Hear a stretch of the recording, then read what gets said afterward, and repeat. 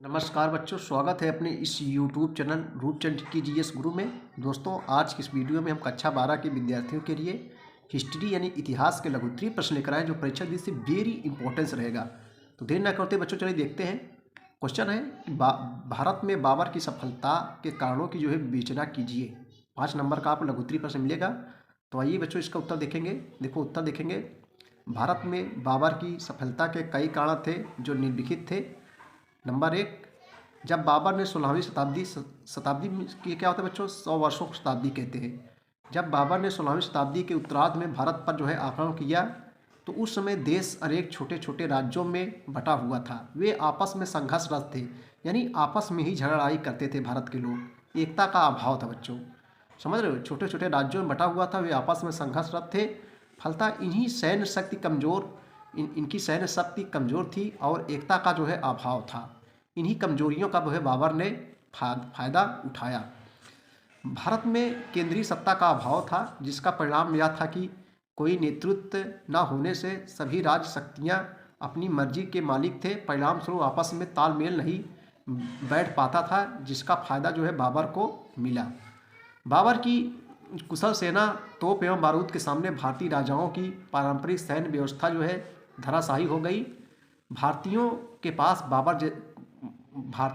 बाबर जैसे अस्त्र शस्त्र का अभाव था। बाबर ने युद्ध में तुगलमा पद्धति एवं उस्मानी विधि का प्रयोग किया। इन विधियों का भारतीयों के पास कोई तोड़ नहीं था। तुगलमा में होता है बच्चों, एक पद्धति है युद्ध करने की, जो छुप कर किया जाता है। वार युद्ध में हाथियों का प्रयोग करना भारतीयों के लिए भूल साबित हुई। दुश्मन की तीरों से घायल होने पर हाथी अपने ही सैनिकों को गुस्सा कर रौंदने लगते थे। बाबर घुड़सवारी के साथ युद्ध करने में माहिर था। वह स्वयं एक निपुण और शक्तिशाली योद्धा था, जो पूरी बुद्धिमत्ता के साथ युद्ध कर सकता था। इस प्रकार कहा जा सकता है कि उपरोक्त मुख्य कारण थे जो बाबर की सफलता में सहायक सिद्ध हुए। चलिए अगला क्वेश्चन हम लोग देखेंगे बच्चों। हिस्ट्री का लघुत्तरीय प्रश्न है, मुगल प्रांतीय प्रशासन की मुख्य विशेषताएं का उल्लेख कीजिए। मुगल प्रांतीय प्रशासन की मुख्य विशेषताओं का उल्लेख करना है आपको। चलिए उत्तर देखेंगे हम लोग। मुगल कालीन प्रांतीय प्रशासन की मुख्य विशेषताएं। मुगल काल में प्रांतों को सूबा कहा जाता था। अकबर के शासन काल में के अंतिम समय में सूबों की संख्या कितनी थी? 15 थी। औरंगजेब के समय में यह संख्या 21 हो गई थी। सूबेदार या सूबे का प्रमुख तथा बादशाह द्वारा नियुक्त उसका प्रतिनिधि होता था। दीवान किसे कहते हैं बच्चों? देखो, सूबे का दीवान सूबेदार के नियंत्रण में न रहकर केंद्रीय दीवान के अधीनस्थ होता था, राजस्व की वसूली करता था। अगला है कोतवाल, यह थाना स्तर पर पुलिस अधिकारी होता था। यह सूबे की राजधानी तथा बड़े बड़े नगरों में कानून व्यवस्था देखता था। बख्शी, इसे क्या बख्शी की नियुक्ति केंद्रीय मीर बख्शी के अनुरोध पर शाही दरबार द्वारा की जाती थी। यह सूबे की सेना की देखभाल करता था। वाकिया नवीस के रूप में भी कार्य करना पड़ता था। इसका कार्य सूबे की सारी जानकारी केंद्र को देना होता था। अगला क्वेश्चन बच्चों देखेंगे हम लोग। चौरी चौरा घटना क्या थी?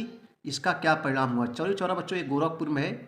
और देखते हैं इसका क्या परिणाम हुआ। उत्तर देखेंगे हम लोग। देखो, असहयोग आंदोलन के दौरान प्रदर्शनकारियों का एक समूह 5 फरवरी 1922 को गोरखपुर स्थित चौरी चौरा नामक बाजार में पहुंचा था, लेकिन स्थानीय पुलिस कर्मचारियों ने उनके प्रदर्शन में बाधा डाली और बल प्रयोग किया। प्रदर्शन का नेतृत्व कर रहे नेताओं को गिरफ्तार कर लिया और पुलिस कार्रवाई में कई लोग घायल भी हो गए। इस बात से प्रदर्शनकारी अत्यधिक नाराज हुए बच्चों।